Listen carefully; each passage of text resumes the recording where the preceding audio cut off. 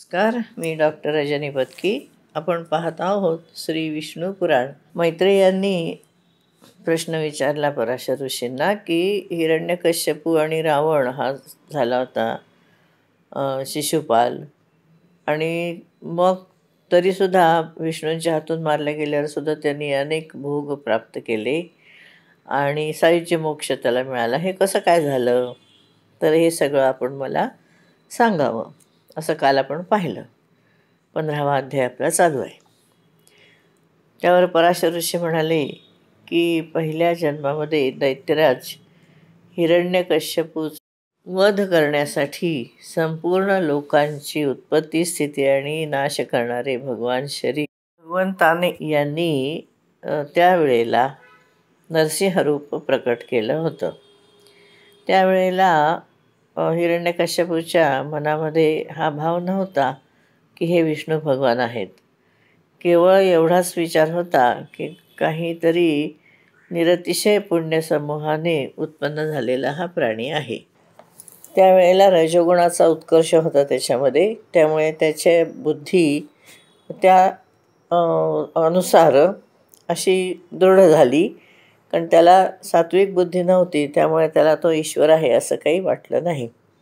म्हणून त्याच्या मनामध्ये ईश्वरीय भावनेचा योग नव्हता आणि भगवंतांनी जरी मारलं तरीसुद्धा त्याला पुन्हा रावणाचा जन्म झाला आणि संपूर्ण त्रिलोकामध्ये सर्वाधिक भोगसंपत्ती त्याला प्राप्त झाली. तो अनादिनिधन परब्रह्मस्वरूप निराधार भगवंतामध्ये त्याचं चित्त नव्हतं, त्यामुळे तो त्यांच्यामध्ये लीन झाला नाही. मग तो रावण झाल्यावर सुद्धा काम अवश्य झाला होता, त्यामुळे जानकीमध्ये त्याचं मन सगळं लागलं होतं. त्याचं चित्त सगळं सीतेमध्ये गुंतलं होतं. त्यामुळे दशरथ नंदन रामाने त्याला जरी मारलं तरीसुद्धा केवळ त्याच्या रूपाचं दर्शन त्याला झालं, पण हा स्वतः विष्णू भगवान आहे असं काही त्याच्या मनामध्ये आलं नाही. आणि मरताना त्याच्या अंतःकरणामध्ये फक्त मनुष्यबुद्धी होती, म्हणजे ईश्वरीय बुद्धी नव्हती की त्याच्या ठिकाणी. त्याला वाटलं राम म्हणजे साधा म्हणजे राजकुमार वगैरे क्षत्रिय आहे असं. त्यामुळे स्वतः अच्युताने त्याला मारलं असलं तरीसुद्धा तो त्याच्याशी एकरूप झाला नाही. म्हणून त्याचं फळ म्हणून त्याला संपूर्ण भूमंडलामध्ये प्रशंसित असं चेदिराजाच्या कुळामध्ये शिशुपाल रूपाने त्याने जन्म घेतला. पण त्याला ऐश्वर प्राप्त झालं, कारण प्रत्येक वेळेला भगवंताने त्याला मारलं होतं आणि त्याचं दर्शन त्याला मनुष्य रूपात म्हणा, नरसिंह रूपात म्हणा झालं होतं. अशा प्रकारे भगवंताच्या सगळ्या अवताराबद्दल त्याच्या मनामध्ये एवढी काही चांगली भावना नव्हती, उलट तुच्छतेची भावना होती. आणि त्याचं हृदय अनेक जन्माच्या द्वेषाने, त्याचे जे अनुबंध होते द्वेषाचे सगळे, त्याने ते युक्त होतं. त्यामुळे तो निंदा, तिरस्कार वगैरे असं भगवंताचं करत होता आणि संपूर्ण समयानुसार तो निंदेनी का होईना पण भगवंताचं नाव घेत होता. उमललेल्या कमळाच्या पाकळीप्रमाणे ज्याचे नेत्र आहेत अतिशय सुंदर असे, आणि त्याने त्याचे डोळे पण अतिशय निर्मल आहेत. उज्ज्वल असं पितांबर त्याने धारण केलं आहे. किरीट, केयूर, हार आणि अंगद म्हणजे बाहुभूषण वगैरे त्यांनी धारण केले आहेत. त्याचे हात जे आहेत 4 हात ते चांगले लांब आहेत, गुडघ्यापर्यंत आपण म्हणतो तसं. आणि ज्याने शंख, चक्र, गदा, पद्म धारण केले आहे ते भगवंताचं जे रूप आहे ते त्याच्याशी त्या रावणाचं काही चित्त तर त्या ठिकाणी वैरभावानेच युक्त होतं. अशा भगवंताच्या ठिकाणी त्याचा भक्तिभाव नव्हता. त्यामुळे पण तरीसुद्धा त्याच्याशी वैरभावाने का होईना पण भ्रमण, भोजन, स्नान, आसन, शयन वगैरे करतानासुद्धा तो त्याच रूपाचंच तो सारखं स्मरण करत होता. पुन्हा त्याला जरी तो वेडेवाकडे शब्द बोलत होता तरीसुद्धा त्याचं नाम तो घेतच होता आणि हृदयामध्ये त्याचंच ध्यान होतं. त्यामुळे त्याचा जेव्हा वध झाला त्यावेळेला हातामध्ये चक्र वगैरे धारण केलेला, ज्याच्या भोवती उज्ज्वल प्रकाश आभा पसरलेली आहे अक्षय तेजस्वरूप संपूर्ण दोषांनी रहित असं भगवंताला तो पाहत होता. पण त्याच वेळेला तो भगवत चक्राने मारला गेला. भगवत स्मरणाच्या कारण संपूर्ण पापराशीचं त्याच्या नष्ट होऊन गेल्या, जळून गेल्या आणि भगवंताच्या द्वारा शेवटी त्याचा अंत झाला. त्यामुळे तो त्याच्यामध्ये लीन झाला. म्हणजे हे शिशुपालाला जेव्हा मारलं तेव्हा तो संपूर्ण त्याला अशा प्रकारे पाहत होता. अशा प्रकारे शिशुपाल हा त्याच्यामध्ये म्हणजे त्या रूपामध्ये तो भगवंताशी एकरूप झाला. हे आता मी तुला संपूर्ण रहस्य सांगितलेलं आहे.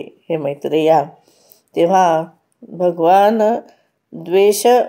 द्वेषाने का होईना पण त्याचं कीर्तन आणि स्मरण त्याने केल्यामुळे संपूर्ण देवता आणि असुरांना सुद्धा परमदुर्लभ असं परमफल मिळतं.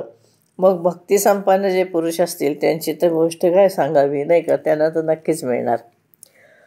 आनक, दुंदुभी, वसुदेव, पौरवी, रोहिणी, मदिरा, भद्रा आणि देवकी अशा पण पुष्कळ पत्नी होत्या. म्हणजे त्यामधल्या रोहिणीला वसुदेवापासून बलभद्र म्हणजे बलराम, शठ, सारण आणि दुर्मद अशी काही मुलं झाली.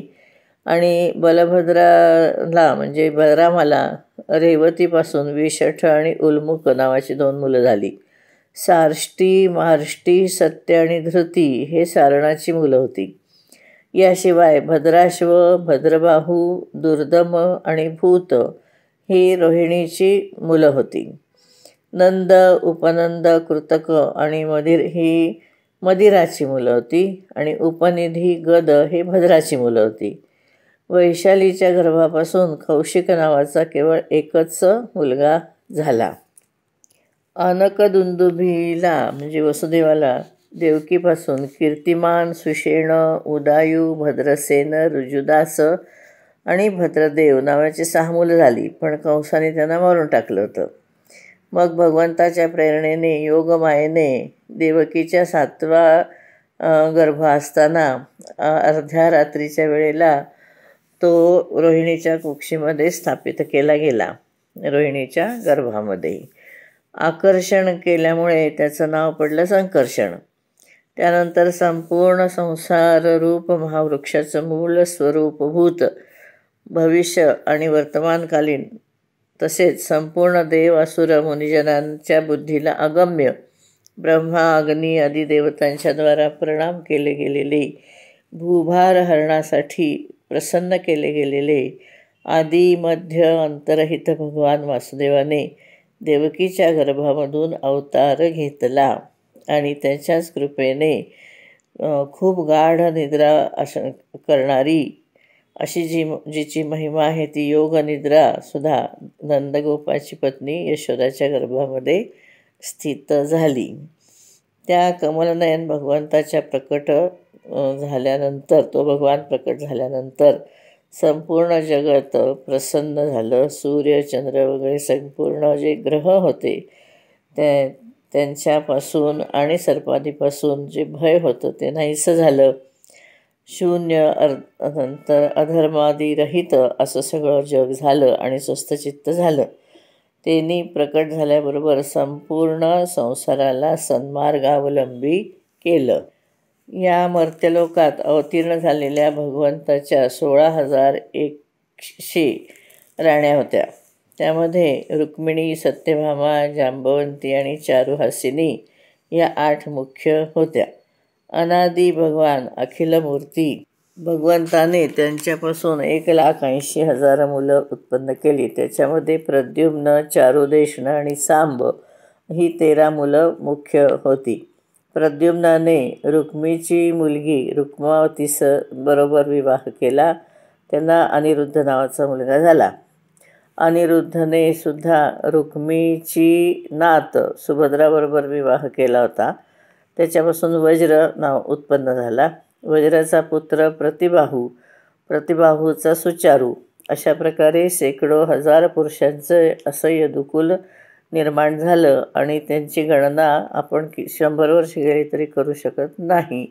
याबद्दल 2 श्लोक प्रसिद्ध आहेत, ते आपण उद्या बघूया. धन्यवाद.